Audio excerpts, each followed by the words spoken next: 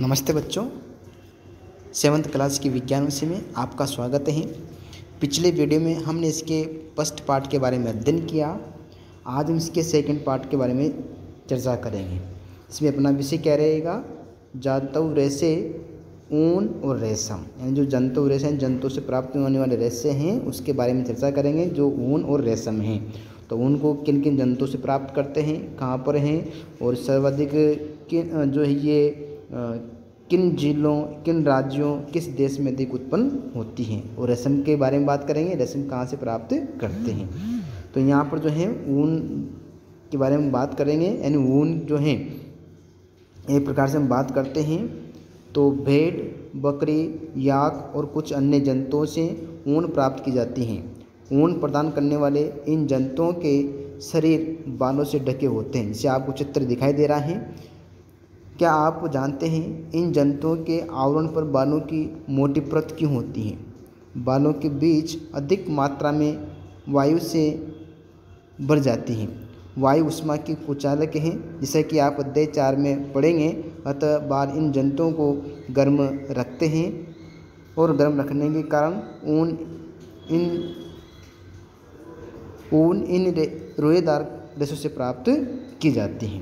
तो आप चित्र में देख रहे हैं कि किस प्रकार से एक घने बालों वाली यहाँ पर जो भेड़ है, इसमें यह प्रक्रिया यहाँ पर संपन्न होती है, यानी ऊन जो किस प्रकार से होती है।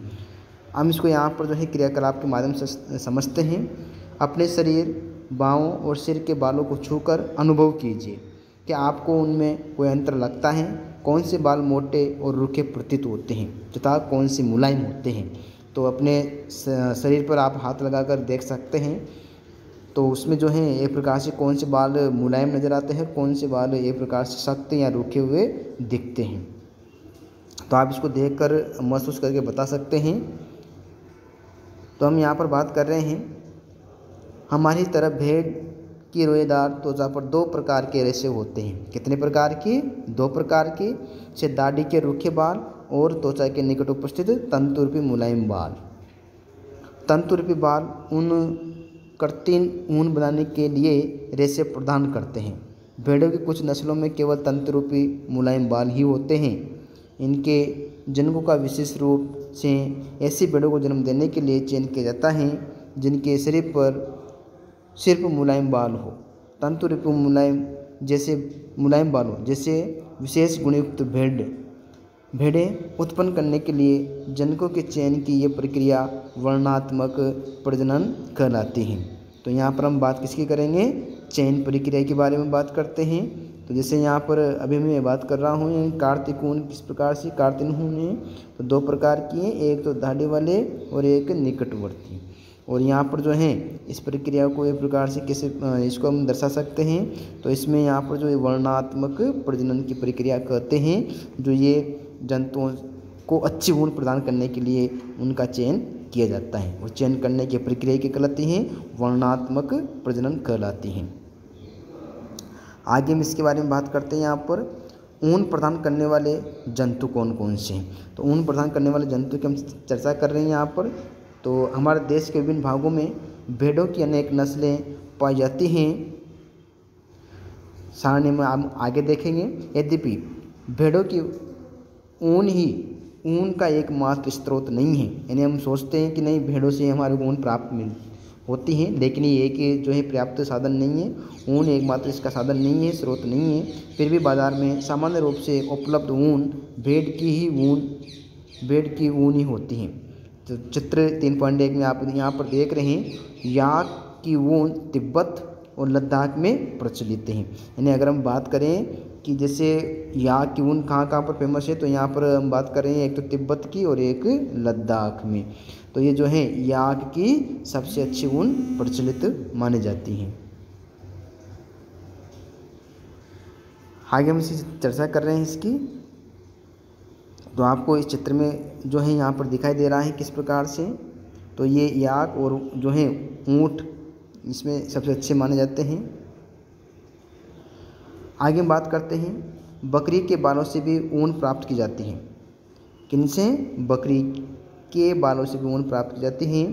अंगोरा जो यहाँ पर भेड़ हैं ऊन को अंगोरा नस्ल की बकरियों से प्राप्त किया जाता है। अंगोरा ऊन जो है अंगोरा नस्ल की बकरियों से प्राप्त करते हैं। जम्मू एवं कश्मीर के पहाड़ी क्षेत्रों में पाई जाती हैं।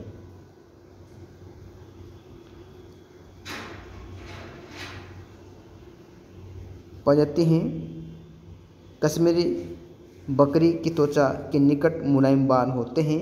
इनसे बेहतरीन शोलें बनाई जाती हैं जिन्हें पश्मीना शोले कहते हैं। यानी पश्मीना जो शोल हैं ये किनसे प्राप्त करते हैं, यहाँ पर जो ये पश्मीना ऊन जो है ये शोले जो बनाते हैं, जो कश्मीरी बकरी होती हैं उनकी त्वचा के निकट जो मुलायम बाल होते हैं उन्हें फर कहते हैं। और ये बेहतरीन शोले बनाने के लिए यानी शोल जो बनाने के काम आती हैं वो कश्मीरी बकरी से पश्मीना शोले बनाई जाती हैं। ऊँट के शरीर के बालों का उपयोग भी ऊन के रूप में किया जाता है। तो ऊँट के बालों जो शरीर के बालों का उपयोग हैं उनसे भी ये प्रकार से ऊन के निर्माण में किया जाता है। तो चित्र आप यहाँ पर देख रहे हैं 3.5, तो आपको इसमें जो है ये ऊँट दिखाई दे रहा है। दक्षिण अमेरिका में पाए जाने वाले लामा और एल्पिनका भी ऊन से जो है सभी ऊन प्राप्त किए जाते हैं। दक्षिण अमेरिका के जो है यहाँ पर जंतु का नाम क्या है, एक तो लामा है और एक एल्पिनका। तो जैसे आप इस चित्र में देख रहे हैं लामा और एक प्रकार से दूसरा जंतु कौन सा है यहाँ पर एल्पेका हैं, जिनसे अच्छी ऊन प्राप्त की जाती हैं। तो ये एक प्रकार चित्र में आपको लामा और जो है एल्पेका जंतु दिखाई दे रहे हैं। अब हम यहाँ पर जो है क्रियाकलाप की बात करते हैं। तो इसमें हम देखते हैं कि किस प्रकार जंतुओं में उन जंतुओं के चित्र एकत्र कीजिए जिनके बालों का उपयोग ऊन के रूप में किया जाता है। उन्हें अपनी स्क्रैप पुस्तिका में चिपकाइए। यदि आप चित्र प्राप्त नहीं कर पाए तो इस पुस्तक में दिए गए चित्रों को देखकर उन्हें बनाने का प्रयास कीजिए।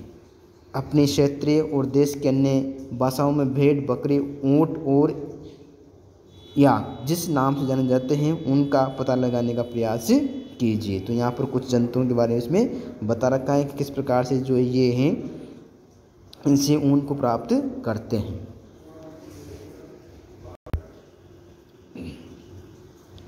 तो हम देखते हैं यहाँ पर भारत विश्व के मानचित्र लीजिए। मानचित्र पर उन स्थानों को चिन्हित कीजिए जहाँ वे जंतु पाए जाते हैं जिनसे ऊन प्राप्त होती हैं। ऊन प्रदान करने वाले प्रत्येक किस्म के जंतु के स्थान को दर्शाने के लिए विभिन्न रंगों का उपयोग आप कर सकते हैं। तो यहाँ पर हम जिसकी चर्चा करेंगे। नेक्स्ट पॉइंट की हम बात करते हैं रेशों से ऊन तक, यानी रेशे जो है एक प्रकार से बनाने के लिए किस प्रकार से ऊन उपयोग में होती हैं। तो ऊन प्राप्त करने के लिए भेड़ों को पाला जाता है। उनके बालों को काट कर और फिर उन्हें संसाधित करके ऊन बनाए जाते हैं। आइए हम इस प्रक्रम के बारे में जानकारी प्रदान प्राप्त करेंगे। तो जैसे यहाँ पर हैं भेड़ पालन और प्रजनन। तो भेड़ पालन जो है और प्रजनन किस प्रकार से होता है। यदि आप जम्मू और कश्मीर, हिमाचल प्रदेश, झारखंड, अरुणाचल प्रदेश, सिक्किम के पहाड़ी क्षेत्रों अथवा हरियाणा, पंजाब, राजस्थान व गुजरात के मैदानों की यात्रा करें तो आप गडरियों को भेड़ों के झुंडों को चराने के लिए जाते हैं और देख सकते हैं। भेड़ शाकाहारी होती हैं और वह घास और पत्तियाँ पसंद करती हैं। भेड़ पालक यानी भेड़ पालने वाले उन्हें हरे चारे के अतिरिक्त दालें, मक्का, ज्वार, कली तो बीज में से तेल निकाल कर लेने के बाद बचा हुआ पदार्थ और खनिज भी खिलाते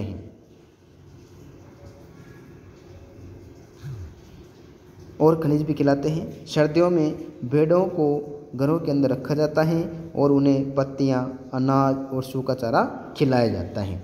तो इस प्रकार से हम यहाँ पर इसमें देख रहे हैं किस प्रकार से इनका पालन करते हैं। प्रजनन की प्रक्रिया यहाँ पर की जाती है इसके लिए भेड़ों के लिए। हमारे देश में अनेक भागों में भेड़ों को ऊन के लिए पाला जाता है। सारणी 3.1 में भेड़ों के कुछ नस्ल के नाम दिए गए हैं जिन्हें हमारे देश में ऊन उत्पादन के लिए पाला जा सकता है। सारणी 3.1 में उनसे प्राप्त होने वाली ऊन की गुणवत्ता और गठन को भी दिखाया गया है। भेड़ों की कुछ नस्लों के शरीर पर बालों की घनी परत होती हैं जिससे बड़ी मात्रा में अच्छी गुणवत्ता की ऊन प्राप्त होती है। जैसा कि पहले बताया गया, उन भेड़ों को एक प्रकार से क्या कहते हैं, वर्णनात्मक प्रजनन द्वारा उत्पन्न किया जाता है, जिनमें से एक जनक किसी अच्छी किस्म की भेड़ जो है यहाँ पर इसमें पाई जाती हैं। जब पाली गई भेड़ के शरीर पर बालों की घनी वृद्धि हो जाती हैं तो ऊन प्राप्त करने के लिए उसके बालों को काट लिया जाता है। नेक्स्ट पॉइंट की हम यहाँ पर जो है चर्चा कर रहे हैं एक प्रकार से रेशों को ऊन में संसाधित करना, यानी जो रेशे प्राप्त करते हैं वो ऊन में किस प्रकार संसाधित करना है। स्वेटर बुनने अथवा शॉल बनाने के लिए उपयोग की जाने वाली ऊन एक लंबी प्रक्रिया द्वारा प्राप्त उत्पाद होती हैं। से निम्नलिखित चरणों में से इसको सम्मिलित करते हैं। तो सबसे पहला फर्स्ट चरण इसमें दे रखा है, भेड़ के बालों को त्वचा की पतली परत के साथ शरीर से उतार लिया जाता है। ये चित्र आगे इसमें दे रखा है 3.8 ए में। ये प्रक्रिया ऊन की कटाई कहलाती है। भेड़ के बाल उतारने के लिए उसी प्रकार की मशीन का उपयोग किया जाता है जिसे नाई द्वारा बाल काटने के लिए उपयोग में लेता है। तो ये इसका फर्स्ट चरण है किसका, यहाँ पर जो है ऊन से संसाधित भेड़ों के बारे में। अब हम नेक्स्ट यहाँ पर बात करेंगे भेड़ों की कुछ भारतीय नस्लें कौन कौन सी हैं, जिसका उपयोग यहाँ पर जो है हम इसमें देख रहे हैं सारणी के माध्यम से। तो कुछ भेड़ें यहाँ पर इसमें दे रखी हैं, जैसे लोई नस्ल का नाम है भेड़ों की कुछ प्रजाति हैं, जैसे लोई हैं, रामपुर बुसायर हैं, नाली, बाकरवाल, मारवाड़ी, पाटनवाड़ी। लोई की हम बात करें अच्छी गुणवत्ता की ऊन है, राजस्थान और पंजाब में ये पाई जाती हैं। रामपुर बुसायर हैं, भूरी ऊन है, उत्तर प्रदेश और हिमाचल प्रदेश में। नाली गलीचे की ऊन, इससे गुणवत्ता इसमें अच्छी होती है, राजस्थान, हरियाणा और पंजाब में ये पाई जाती हैं। बाकरवाल ऊनी सालों के लिए अच्छी मानी जाती हैं। जम्मू कश्मीर में जो है ये यहाँ पर ये पाई जाती हैं। मारवाड़ी मोटी ऊन के लिए फेमस हैं, वृक्ष ऊन भी कहते हैं, और गुजरात में ये अच्छी तरह से इनको पालन करते हैं, इनका पालन किया जाता है।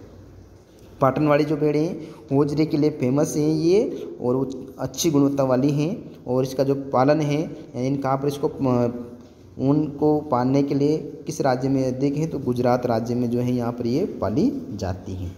तो आज हमने जो है भेड़ों से ऊन प्राप्त होने के बारे में चर्चा करी। धन्यवाद सभी को।